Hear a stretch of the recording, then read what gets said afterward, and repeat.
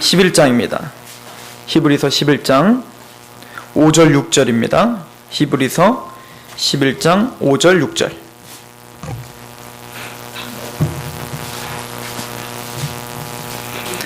히브리서 11장 5절 6절. 제가 봉독해 드리도록 하겠습니다. 하나님의 음성으로 들으시기 바랍니다. 5절입니다. 믿음으로 에녹은 죽음을 보지 않고 옮겨졌으니 하나님이 그를 옮기심으로 다시 보이지 아니하셨느니라.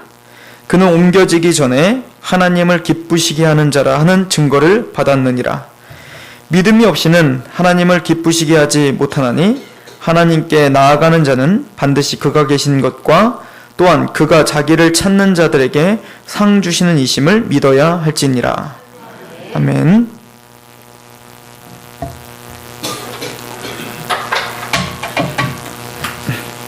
제가 기도하겠습니다.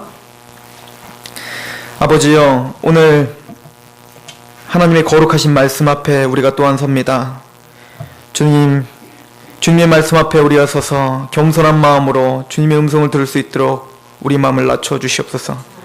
특별히 에녹을 통해 하나님이 우리에게 주시고자 하는 메시지를 주시고, 에녹이 하나님의 말씀을 듣고 그의 삶을 개혁하여 하나님과 동행했던 것처럼 우리 또한 하나님의 말씀 앞에 반응하여 우리의 삶을 하나님께 드리는 삶으로 동행하는 삶으로 드릴 수 있도록 인도하여 주옵소서. 이 귀한 시간 하나님 앞에 올려드리오니 함께하여 주옵소서. 예수 그리스도의 이름으로 감사하며 기도합니다. 아멘. 히브리서 11장은 믿음의 선진들에 대해서 이야기하는 장이었습니다. 히브리서 11장에 나오는 그 믿음의 선진들은 물론 보통은 이제 역사적인 순서대로 지금 기록이 되어 있지만 꼭 그런 것만은 아닙니다.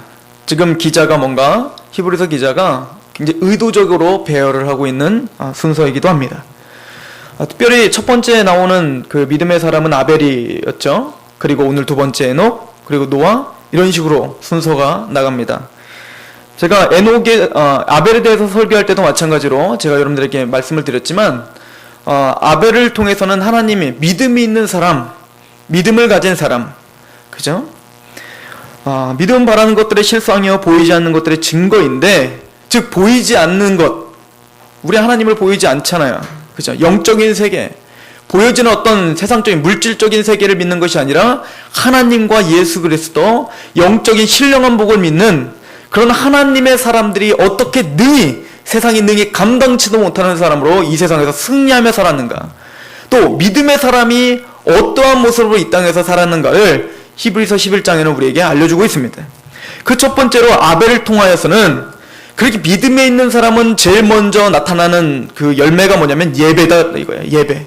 그래서 아벨은 믿음이 있는 자로서 뭡니까? 믿음의 예배를 드렸다. 즉 마찬가지로 우리가 구원을 받고 예수 그리스도를 온전히 영접하고 온전히 우리가 전인격적으로 예수님을 영접한 사람이라면 반드시 예배가 회복되어야 될 줄로 믿습니다.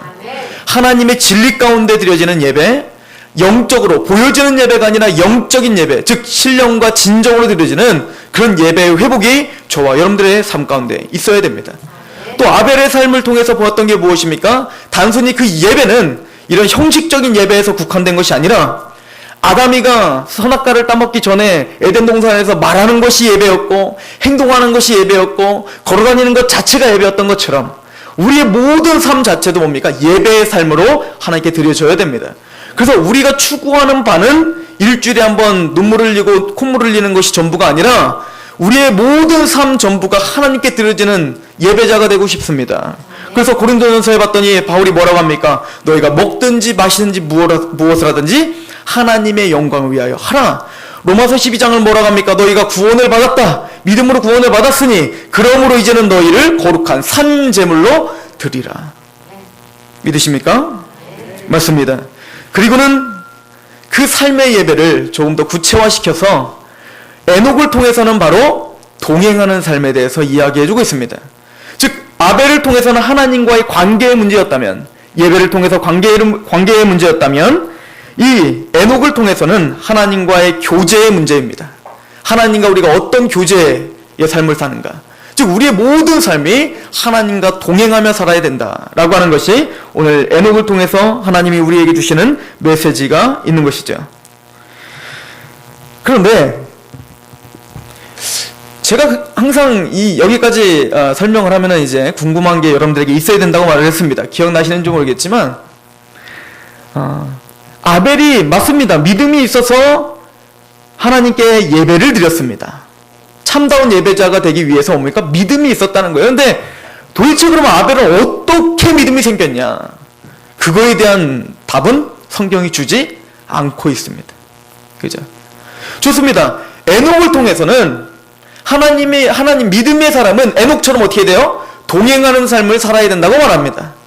그럼 우리가 또 한번 궁금해야죠. 아벨에게서는 설명되었지 않지만 이제는 누구를 통해서? 에녹을 통해서는 좀 설명이 돼 있어야 되잖아요. 그죠? 근데 구체적으로 엄청나게 많이는 설명돼 있지 않습니다. 그러나 조금은 설명되어 있습니다. 그리고 이제 다음에 할 노아를 통해서는 조금 더 설명합니다.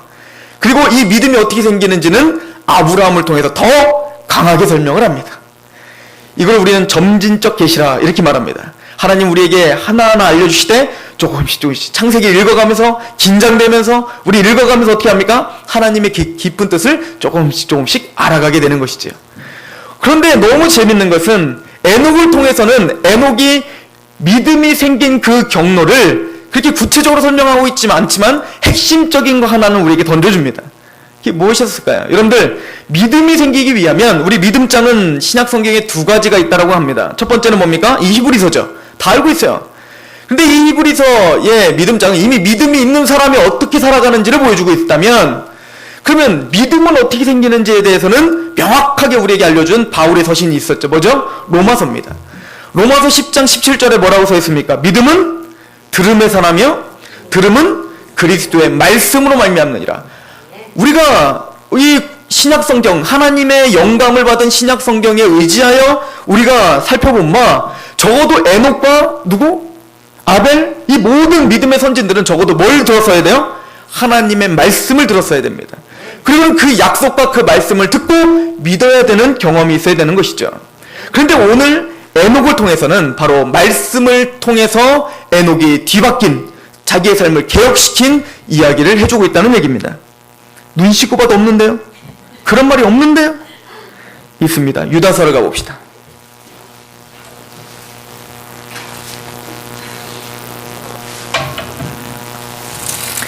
유다서 14절 15절입니다. 한 장이죠. 성경을 봉독하실 때 이런 거부터 하시라 제가 말씀드렸죠. 한 장이면 우리는 한 권을 띄는 거니까 그런데 성취감을 갖고 성경을 볼 수 있는 아주 담대함이 생길 줄로 믿습니다. 유다서 14절 15절 말씀입니다. 같이 한번 읽어볼까요? 시작. 아담의 7대 손 에녹이 이 사람들에 대하여도 예언하여 이르되 보라 주께서 그 수만의 거룩한 자와 함께 임하셨나니 이는 무사람을 심판하사 모든 경건하지 않은 자가 경건하지 않게 행한 모든 경건하지 않은 일과 또 경건하지 않은 죄인들이 주를 거슬러 한 모든 완악한 말로 말미암아 그들을 정죄하려 하심이라 하였느니라. 유다서를 보니까 에녹이 뭐였다는 걸 알 수 있습니까? 선지자였다는 걸 알 수 있습니다. 선지자, 예언자는 누굽니까? 제가 말씀드립니다. 예언자는 미래를 예측하는 사람이 아닙니다. 물론 예언자는 미래도 예측합니다. 그러나 그것이 본업은 아니란 얘기예요. 예언자의 진짜 뜻은 뭐냐면 하나님의 말씀을 맡아 대언한다라는 뜻이 있어요. 그래서 예자를 쓸 때는 맡을 예자를 쓰는 겁니다. 맡을 예자. 예금할 때 하는 그 예자. 즉 나비라고 하는 히브리어의 그 선지자라고 하는 말은 하나님의 말씀을 맡아 대언한다는 뜻이 강합니다. 그래서 많은 선지자들은 미래를 예측하는 예언보다 뭐예요? 지금 현재 이스라엘 백성들과 유다 땅에 하나님의 왕들이 하나님의 율법, 특별히 모세에게 줬던 그 하나님의 쓰여져 있는 그 말씀에 어긋나 있는 것들에 대해서 어떻게 합니까? 경계하고 하나님의 말씀대로 다시 돌아와라, 회개를 촉구하는 이것이 사실은 본업이에요. 그리고 하나님은 뭡니까? 그거에 맞춰서 하나님이 앞으로 있을 것들을 약속도 하고 예언도 하는 것도 있는 거예요. 선지자는 무조건 미래 것만 외우는 게 아니라 예언하는 게 아니란 얘기입니다. 그래서 세례 요한도 뭡니까?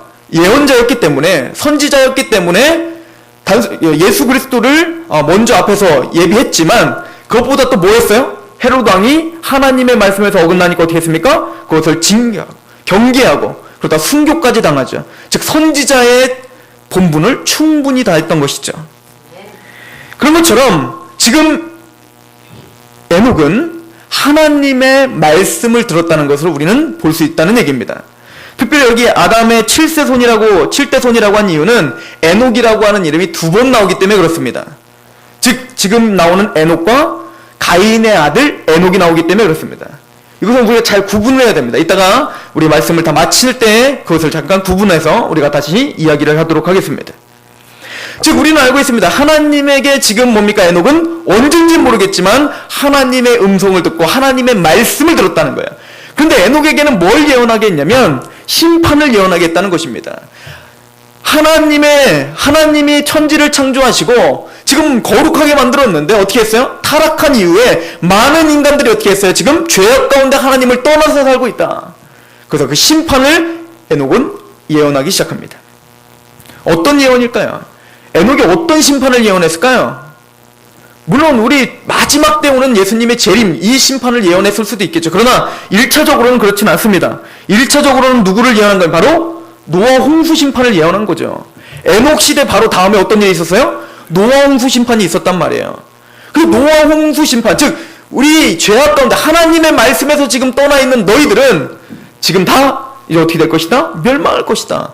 그러니까 하나님 앞에 회개를 해라 라고 회개를 촉구하는 자였다 라고 하는 것입니다. 그런데요, 에녹이 어느 순간인가부터 갑자기 창세기에 보면 하나님과 동행합니다. 처음부터 하나님과 동행했던 건 아닌 걸로 나와 있어요. 한번 가볼까요? 에녹의 그 삶 속으로 다시 한번 직접 한번 가볼 필요가 있습니다. 우리 창세기로 한번 가보세요.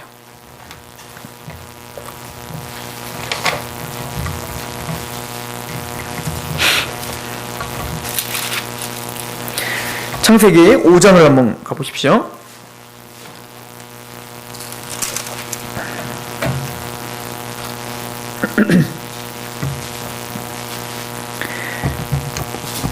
(21절입니다) 같이 한번 읽어볼까요? 21절 시작. 에녹은 65세에 무드셀라를 낳고 무드셀라를 낳은 후 300년을 하나님과 동행할 자녀를 낳았다. 시점이 있어요. 하나님과 동행하기 시작한 시점이 있는데 그 시점이 언제입니까? 무드셀라를 낳았고 바로 이제 어떻게 해요? 하나님과 300년 동안 동행하기 시작했다라고 합니다. 자, 그렇다면 도대체 무드셀라를 낳은 그때 어떤 일이 있었기에 갑자기 자기의 삶을 바꿨냐 이거예요. 하나님과 동행하는 삶으로 어떻게 바뀌었냐 이거예요. 이 부분에 대해서는 많은 신학자들이 연구를 했습니다. 특별히 뉴베리안 신학자를 비롯한 많은 우리 보수주의 신학자들은 이거에 동의를 하는데, 구약 성경을 해석하는데 가장 중요한 키가 뭐냐면 이름의 뜻입니다. 왜냐면은 이스라엘 백성들은요 이름을 함부로 짓지 않습니다. 물론 우리들도 마찬가지죠. 이름에는요 특별히 고대로 가면 갈수록 그 이름에는 엄청난 의미가 부여되고, 그리고 놀랍게도 그 이름대로 살아가게 돼 있어요. 아브라함이 그랬던 것처럼, 야곱이 그랬던 것처럼. 그래서 이름은 함부로 짓는 것이 아니었습니다. 특별히 아담 이후로 지금 에녹의 시대는 더했겠죠. 그죠? 그 이름대로 되는 거예요. 그런데 그 이름에 에녹이 무드셀라를 낳고 무드셀라 이름을 뭐라고 짓습니까? 무드셀라로 짓죠. 이게 무슨 질문입니까? 자, 무드셀라가 무슨 뜻인가? 그러면 그것이 중요하겠죠. 무드셀라는 창을 던지는 자 이런 뜻이 있습니다. 창을 던지는 자. 창을 던지는 자라면 고대 전쟁을 생각해 보면 됩니다. 고대 전쟁 때 이제 방어하고 공격하고 막 싸움을 하잖아요. 그때 칼싸움 아닙니까? 막 돌 던지고 막 그랬을 거 아니에요. 그런데 막 우리가 막 전쟁을 했는데 졌어. 그래서 막 적군들이 막 쳐들어오고 있어요. 그럴 때 마지막으로 성을 지키는 자가 바로 창을 던지는 자였다고 합니다. 그래서 창을 마지막으로 딱 던져서 만약에 창 던지는 자들이 뚫리면 어떻게 되는 거예요? 이제는 완전히 함락돼 버리는 것입니다. 그게 무드셀라라는 뜻이라는 거예요. 즉 에녹은 이렇게 예언했다는 겁니다. 무드셀라가 무너지면 심판이 오리라 이랬다는 것입니다. 이게 무슨 얘기냐? 그럼 무두셀라가 죽은 그 해에 어떤 일이 일어나야 돼요? 노아 홍수 심판이 일어나야죠. 그럼 그것을 확인해 볼 길이 있을까요? 없을까요? 있어요. 어떻게 있느냐? 조금만 더하기만 잘하면 확인해 볼 수 있습니다. 한번 확인해 봅시다. 자, 보세요. 여러분들, 무두셀라가 몇 살까지 살았어요? 969세, 그죠? 가장 오래 살았어요. 이걸 보면서 우리는 또 여러 가지 또 설교를 하나 할 수 있습니다. 믿음이 좋았던 하나님과 동행하면 자식이 잘 되더라. 뭐 이런 것을 할 수 있겠지만 지금 그 얘기는 아니고, 자, 무두셀라가 969세까지 굉장히 장수하는데요. 자, 보십시오.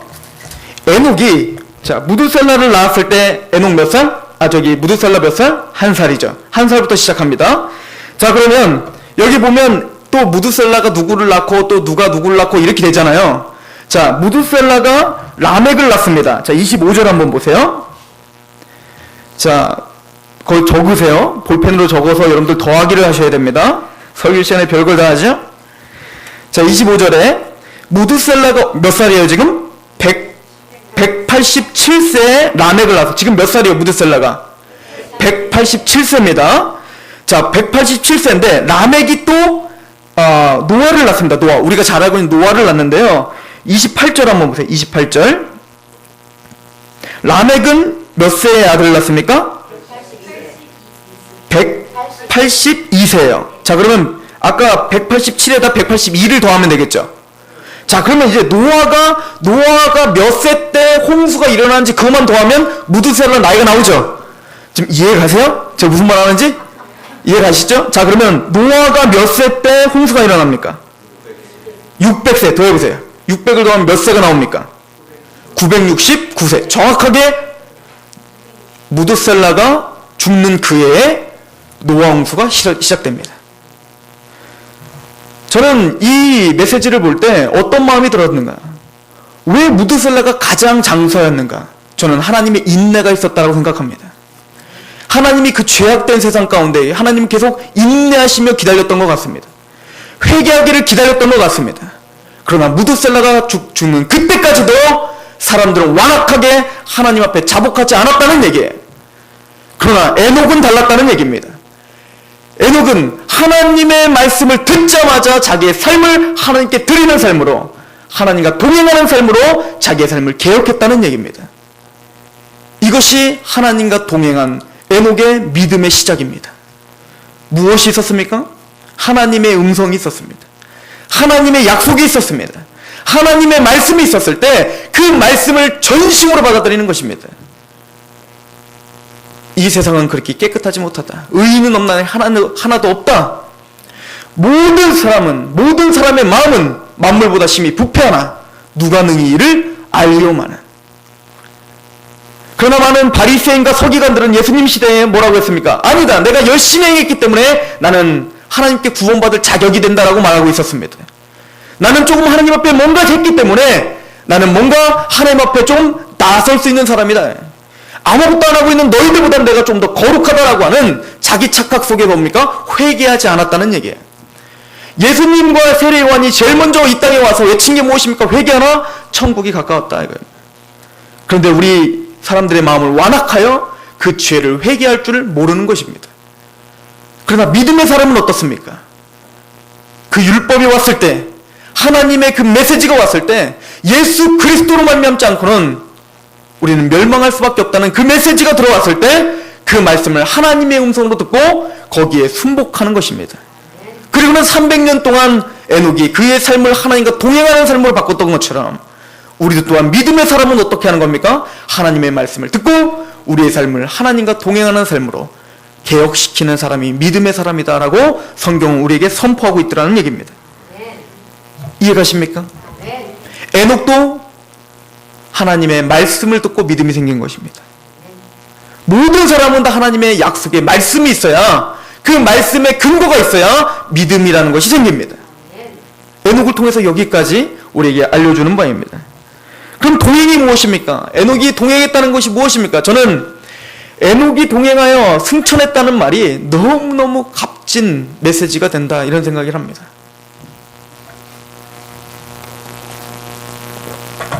특별히 에녹이 죽음을 보지 않고 하나님의 나라에 옮겨졌다라고 하는 것은 우리에겐 두 가지로 우리에게 의미하는 바가 큽니다. 첫 번째는 이걸 뭐 신학자들은 뭐 포괄적인 의미다 뭐 이렇게 이야기하는데, 왜 그런 의미를 붙였는지 저도 모르겠지만 하여튼 그렇게 붙였어요.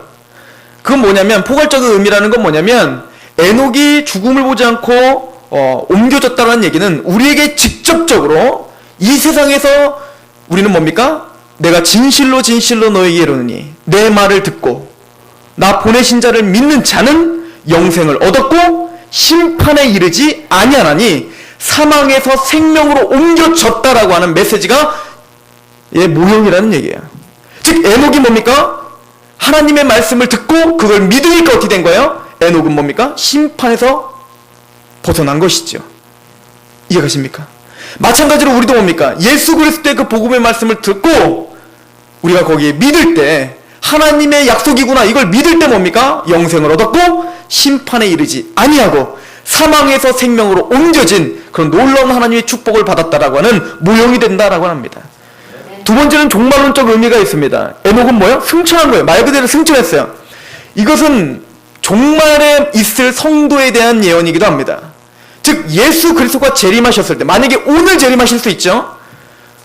마라나타, 초대교회 사람들이 마라나타라고 인사했던 게 뭡니까? 주 예수여 어서 오시옵소서.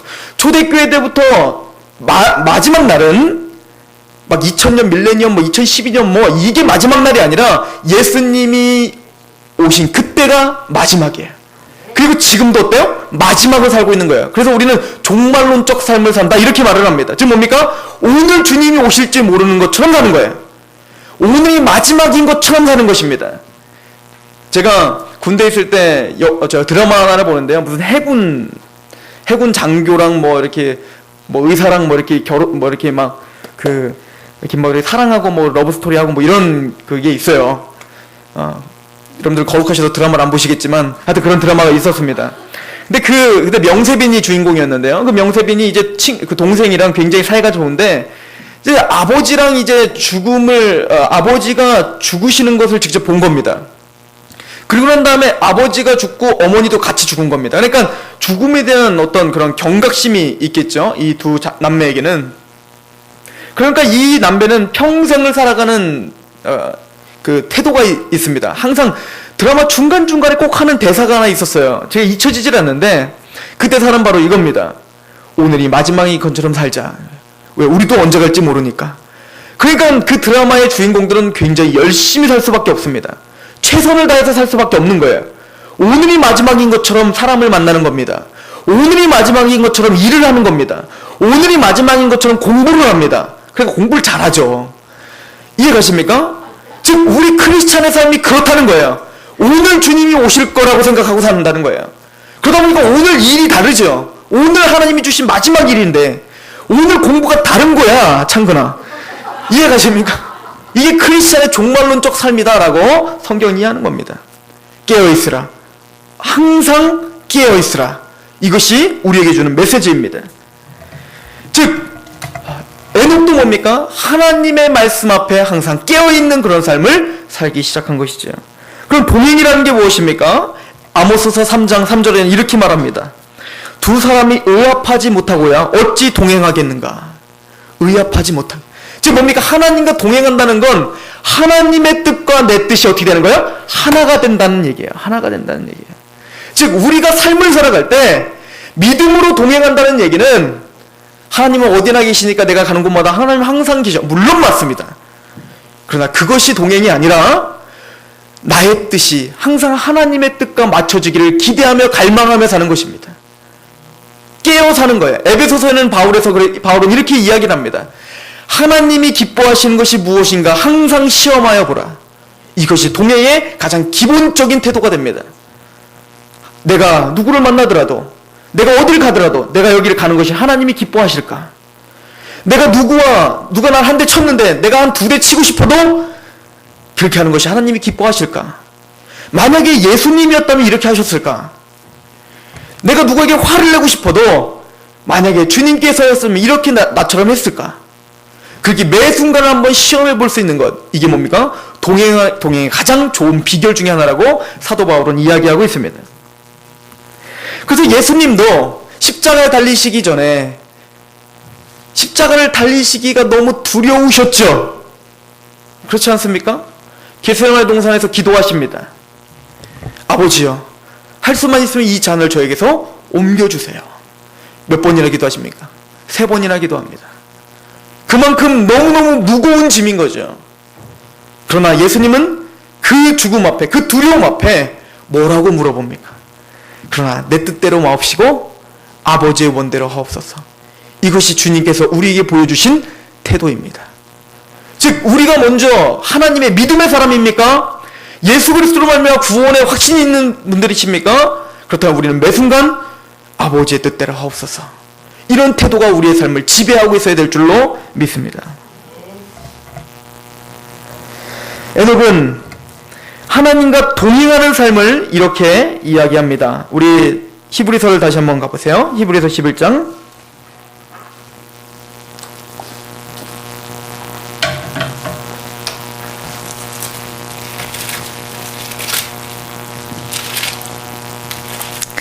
5절에 믿음으로 에녹은 죽음을 보지 않고 옮겨졌으니 하나님이 그를 옮기심으로 다시 보이지 아니하였느니라. 그는 옮겨지기 전에 하나님을 기쁘시게 하는 자라는 증거를 받았어요. 그죠? 300년 동안 하나님과 동행을 했으니 얼마나 기뻐하셨겠습니까? 하나님께서. 그런데 그러면서 이제 하나 더 다릅니다. 그죠? 다른 거는 그냥 뭐 노아도 그렇고 아벨도 그렇고 그냥 딱딱 정리하는데 갑자기 한 텀 쉬죠. 한 텀 쉬고 한마디를 덧붙입니다. 뭐라고 덧붙입니까? 6절 같이 한번 읽어볼까요? 시작. 믿음이 없이는 하나님을 기쁘시게 하지 못하나니 하나님께 나아가는 자는 반드시 그가 계시는 것과 또한 그가 자기를 찾는 자들에게 상 주시는 이심을 믿어야 할지니라. 아멘. 에녹이 하나님을 기쁘시게 한 것은 동행이었는데 그 동행하는 삶이 무엇인지 더 구체적으로 설명하는 거죠. 즉 뭐가 없이는 기쁘시게 하지 못하나니 믿음이 없이는 기쁘시게 하지 못하다니. 그렇습니다. 믿음은 단순히 구원을 받는 데만 필요한 것이 아니에요. 그 믿음은 구원을 받는 데는 핵심적으로 필요하지만 또 뭡니까? 우리의 삶도 이끌어가는 능력이 된다는 얘기입니다. 하나님과 동행할 수 있는 능력이 어디서 나타난다고요? 우리의 믿음에서 나타난다. 믿음. 그러면 어떤 믿음이냐? 어떤 것을 바라는 믿음이냐? 삶에 대한 믿음입니다. 하나님을 기쁘시게 하는 삶, 예배의 삶, 하나님과 동행하는 삶을 이끌어가는 원동력의 믿음은 무엇을 믿는 믿음이냐? 정확하게 나오죠.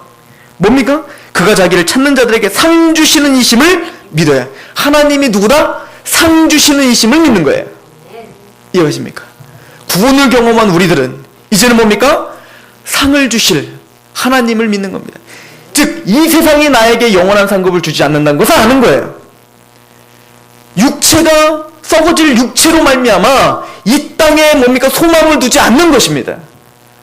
하늘의 것을 소망을 두는 자, 우리는 천국 시민권자이기 때문에 하늘의 것에 소망을 두는 자, 그 소망에 명확하게 그 소망이 무엇인지 알고 달려가는 자, 그 사람이 뭡니까? 믿음을 더 강하게 붙잡을 수 있다는 얘기입니다.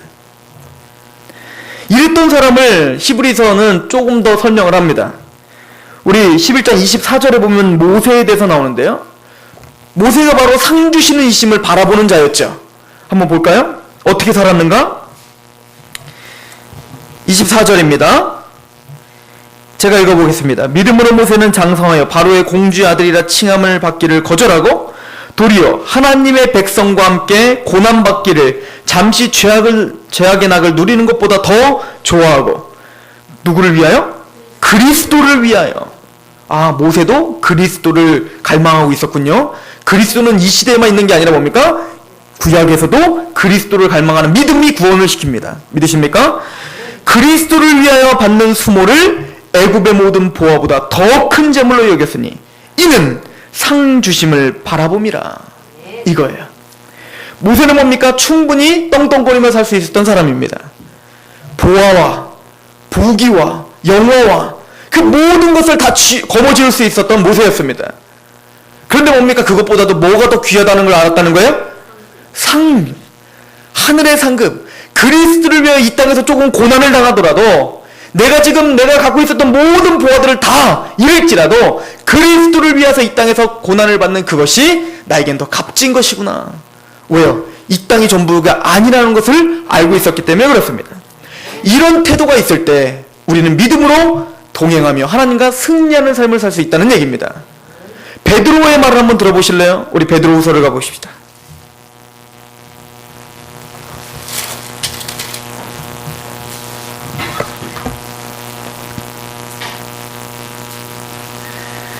베드로후서 1장입니다.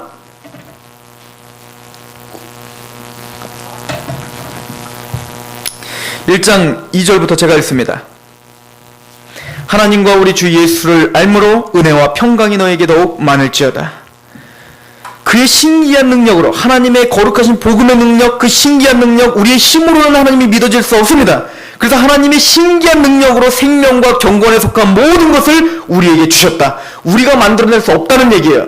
우리에게 생명에, 경건에 속한 모든 것은 우리가 스스로 우리의 힘으로 만들 수 없다는 얘기입니다. 오직 하나님의 신기한 능력으로만 우리에게 부어질 수 있다 이거죠.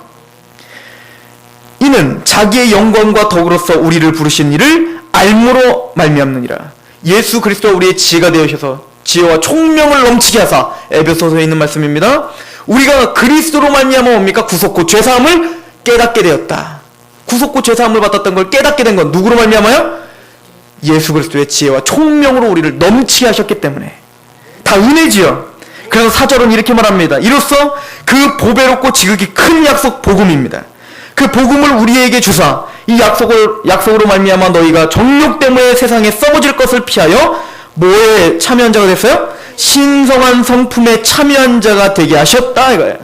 이제는 보여지는 세상의 것이 전부가 아니라 우리 안에는 뭡니까? 복음이 들어왔을 때 이미 우리 안에는 신성의 성품, 하나님의 성품에 참여한 자가 된다 이거예요.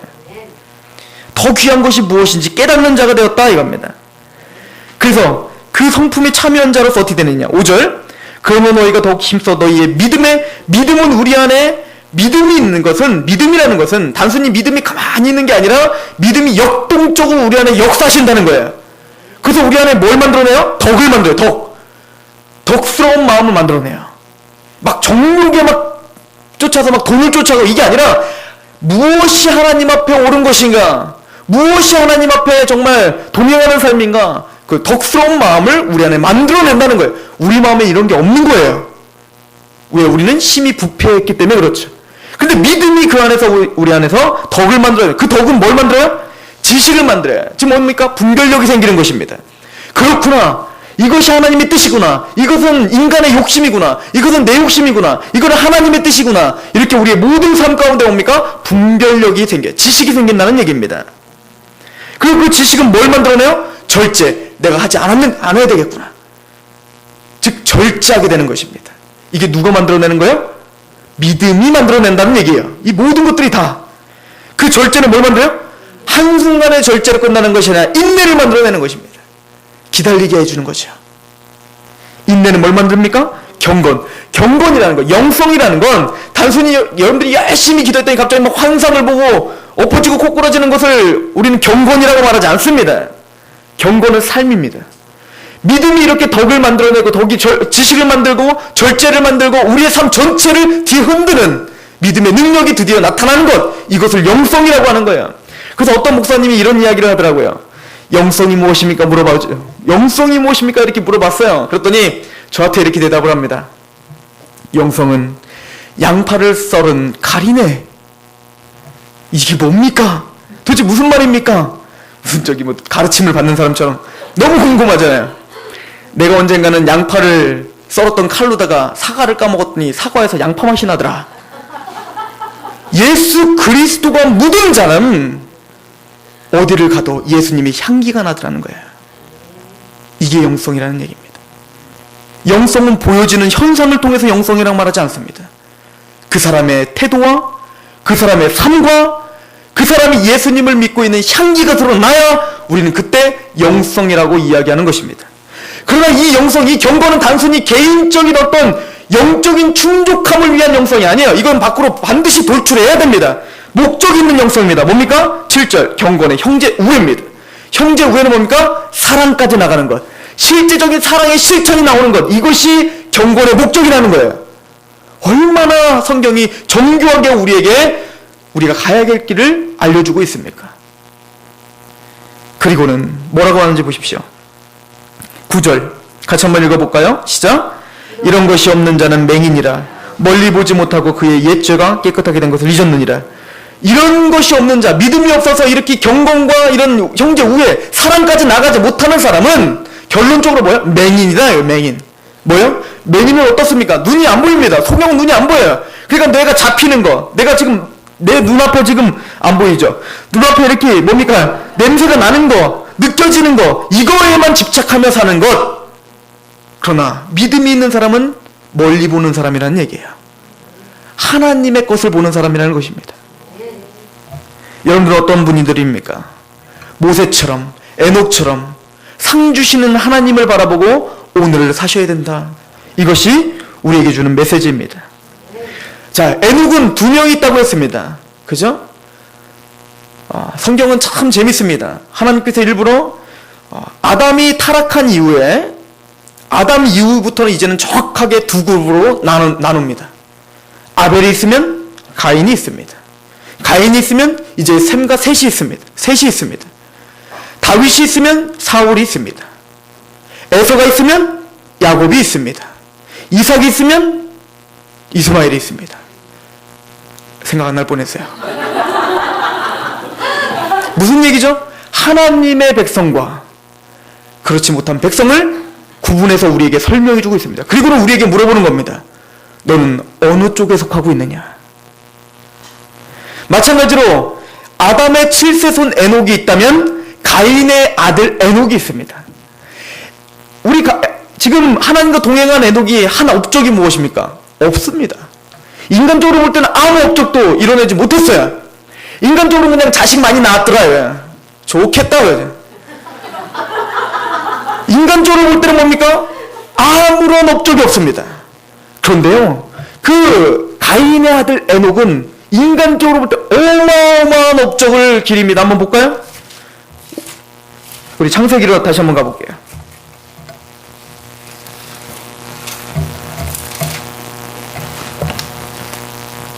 사장입니다. 시간이 많으면 가인의 죄성부터 우리 죄성을 좀 비교하면서 설명해야 되지만 그건 나중에 좀 다시 하도록 하고요. 아무튼 가인은 아담 이후로 뭡니까? 죄가 대물림되어서 그 죄성을 갖고 살아가고 있습니다. 그리고는 그 죄의 반열이 제일 먼저 한 짓이 무엇인가? 보십시오. 4장 16절 같이 한번 읽어보겠습니다. 시작. 가인이 여호와 앞을 떠나서 에덴 동쪽 노무 땅에서 거주하였더라. 자, 가인이 여호와 앞을 떠나, 이게 첫 번째입니다. 뭡니까? 여호와 앞을 떠나 살기 시작합니다. 이게 죄의 반열의 첫 번째 특징이죠. 로마서 1장 이걸 뭐라고 하냐면 마음에 하나님 두기를 싫어하며, 즉 여호와를 떠납니다. 이제는 여호와의 말씀과는 상관없습니다. 내가 잘 먹고 잘 살면 돼요. 그리고는 17절 아내와 동침함에 그가 임신하여 누구를 낳았어요? 에녹을 낳은지라. 가인이 성을 쌓고 그의 아들의 이름을 뭘로 줘요? 에녹성이라 짓습니다. 무슨 얘기입니까? 그 당시에 여러분들 성을 쌓다니까 성 쌓구나, 이 정도가 아닙니다. 지금 성이라는 것을 첫 번째로 지은 거예요. 인류에 있어서 가장 첫 번째 지은 성이에요. 사실은 집도 없이 살았을 수도 있어요. 아담과 그때 막 따뜻하니까. 그런데 가인이 갑자기 여호와 앞을 떠나더니 더 잘못돼야 되는데 어떻게 지금 집을 사요? 성을 쌓아요. 성이라는 이름도 몰랐겠죠. 근데 벽이 엄청나게 높은 거예요. 봤더니 으리으리한 막 엄청나게 막 좋은 집에 사는 겁니다. 지나가는 사람마다 뭐하고, 야 이게 뭐야? 이게 도대체 뭐야? 그랬더니 그 이름이 뭐야? 에녹성이라. 누구의 이름이 창대케 됩니까? 에녹의 이름이 창대케 되는 거예요. 사람의 이름이 창대케 되는 겁니다. 그 업적이 누구의 이름으로 창대케 됩니까? 에녹입니다. 사람입니다. 무슨 얘기인지 아시겠습니까? 여호와 앞을 떠나니 이제 여호와를 영광스럽게 하고 여호와를 찬양해야 될 그 사람이 제일 먼저 무너진 게 뭡니까? 자기를 높이는 것입니다. 이해가세요? 인간적으로 보기엔 너무너무 거대합니다. 인간적으로 보기에는 엄청난 뭡니까? 업적을 이룬 것이죠. 오늘날 우리도 마찬가지입니다. 인간적으로 많은 업적이 있을지라도, 그 사람 인간적으로 너무너무 큰 돈을 벌었을지라도, 인간적으로는 너무 부러운 권력이 있을지라도 그 안에 에녹과 같은 믿음이 없다면 여호와 하나님을 떠난 사람이라면 철저하게 심판을 받을 것이다. 이것이 성경이 우리에게 주는 메시지입니다. 에녹은 인간적으로는 아무 업적이 없어 보일지라도 하나님과 300년 동안 동행하니 여호와께 기쁘심을 받았더라. 할렐루야. 저는 저와 여러분이 에녹과 같이 보기에는 아무 업적이 없어 보일지라도 하나님과 동행하며 승리의 삶을 사시고 상 주시는 이 시간, 그분이 마지막 재림주로 이 땅에 오셨을 때 잘했다, 충성된 종아, 그리고 우리의 눈물을 씻어주시는 그날을 상기하며 기뻐하는 저와 여러분이 됐으면 좋겠습니다. 기도하겠습니다.